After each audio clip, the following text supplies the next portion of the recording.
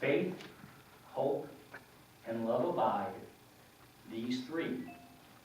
And the greatest of these, say it with me, Is love. is love.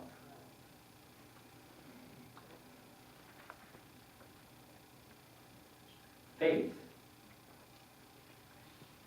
is another word for free will. The choice to believe what you will. Hope, another word for vision or creation. And both faith and hope are unique to our world. They are unique to the world of form. But love, you see, love is the bridge. The bridge between the world of form and the formless. Love emanates from the formless and permeates the formed. It interpenetrates us and all that is around us. Of all things, the greatest is love. Is love something we do, or is it more? What is it? Yeah. What is it that conceived you? What is it that grew your eyes and nose, your arms and legs, and trunk, and all parts? Love. What is it that allows your body and mind to run? Yeah, are you catching on? What is it that allows you to transform from one place to a higher place? Love. How about all together? Love. That's kind of the theme today. Charles Fillmore, the co-founder of Unity, said of love, "It is the power that joins and binds the universe and everything in it." The power that joins and binds the universe and everything in it. It is the single harmonizing principle known to all men, women, and children. So I have a question. What is the most popular subject for our songs? Love. We sing about it, we talk about it, we think about it, we ruminate over it, we cry and rejoice about it. We spend a lot of time on love. And yet for all the attention that we give it, I believe that we may often miss its scale and scope, miss its persistent presence, miss its overwhelming power and majesty.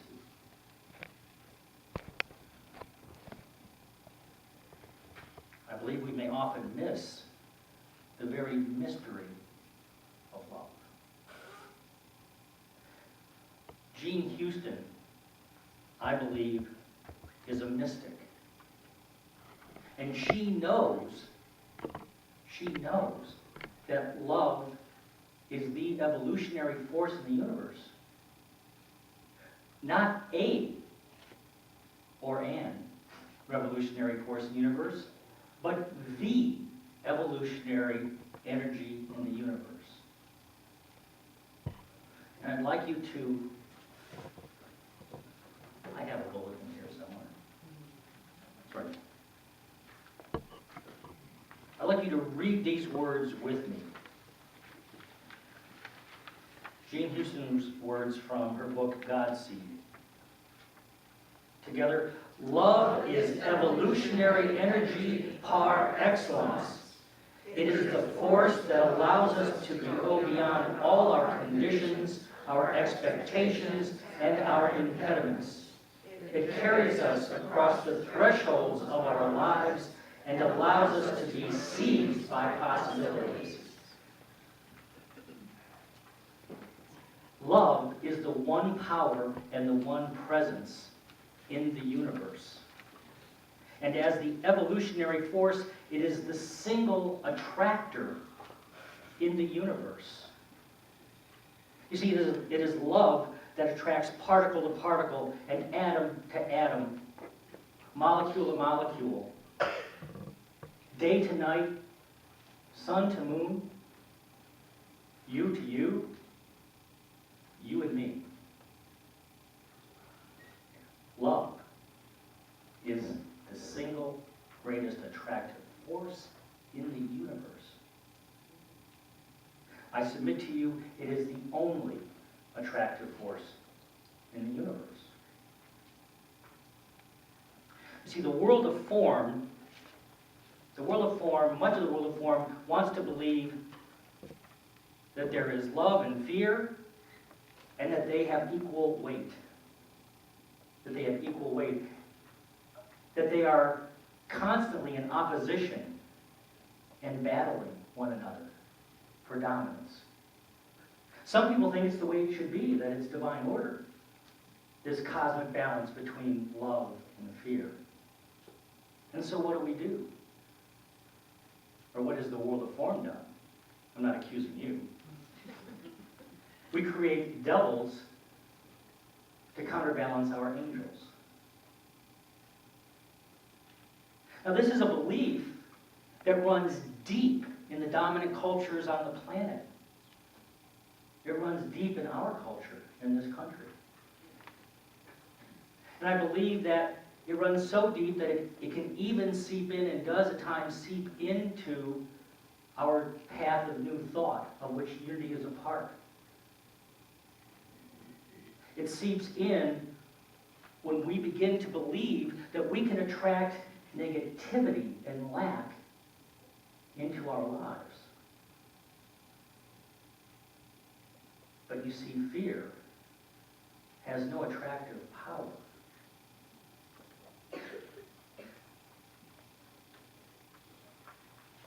Have you ever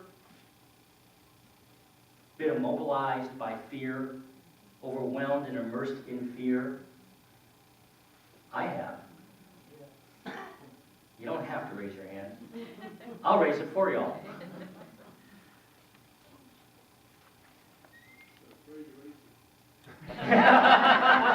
But you couldn't hear it. A wise voice in the back said, they're afraid to raise it. Now, to me, that felt powerful. That weakening feeling of fear felt powerful. And in me, as a feeling, it was powerful as a feeling. But it has no attractive power. Fear draws nothing to itself. We have, through our free will, we can seek negativity and lack out. We can do that. But we don't draw it to us. And there is a cosmic world of difference in that understanding. Only love attracts. Only love abides. Only love.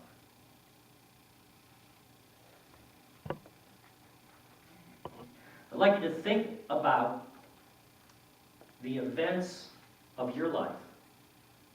I want you to allow your mind to traverse through your personal history wherever it goes, as I share this very wise observation, wise to my eyes, from Jean Houston. Whenever we look at the history and psychology of anything that really works over a long period of time, be it the miracle of birth, the miracle of friendship, the miracle of responding to creative challenge with courage and joy, or the miracle of going beyond one's boundaries. Have you ever gone beyond your boundaries? Have you? Yeah. Then raise your hand. Because I know everyone in this room has gone beyond their boundaries at some point.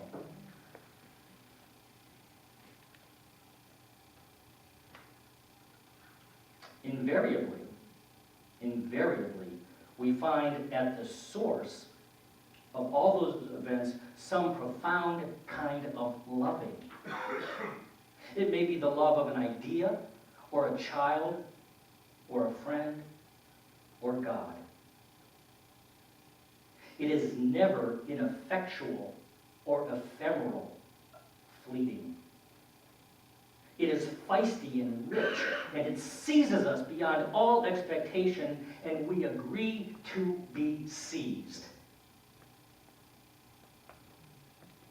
Love is feisty and rich, and it carries you beyond all your expectations, and you agreed to be seized by it. That's love.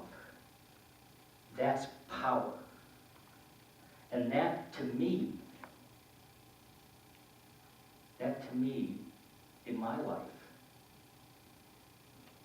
is the essence of mystery.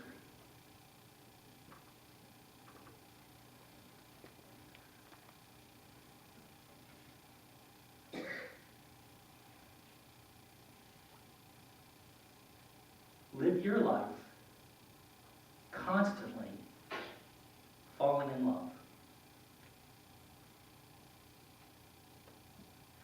That's life. That's the life I want to live. The life of constantly falling in love. I know that's the life you want to live. The life of constantly falling in love. I know that. And you know that.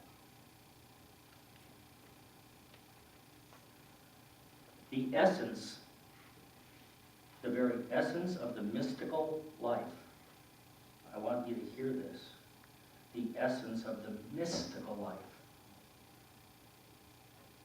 is constantly falling in love with everything.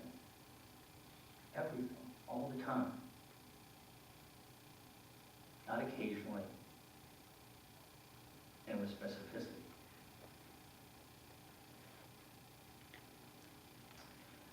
When she was 14, an oversized, gangly teenage girl living in Manhattan was running down the street and runs into a French Catholic priest, an elderly French Catholic priest.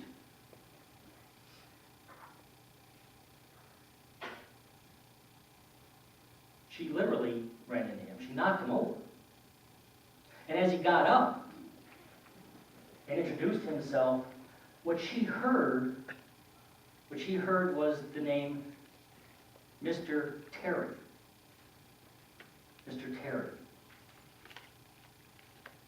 Well, she had run into and knocked over Teilhard de Chardin.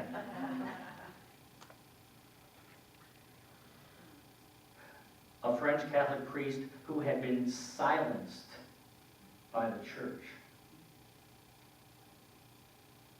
And what she didn't know at the age of 14 is that Teilhard de Chardin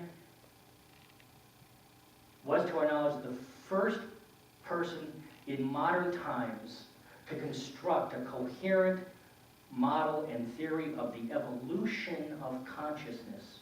Ever heard that word before? Around here? Somebody told me at the first talk I ever gave, I said the word consciousness about 35 times. So I've tried to tone it down since then.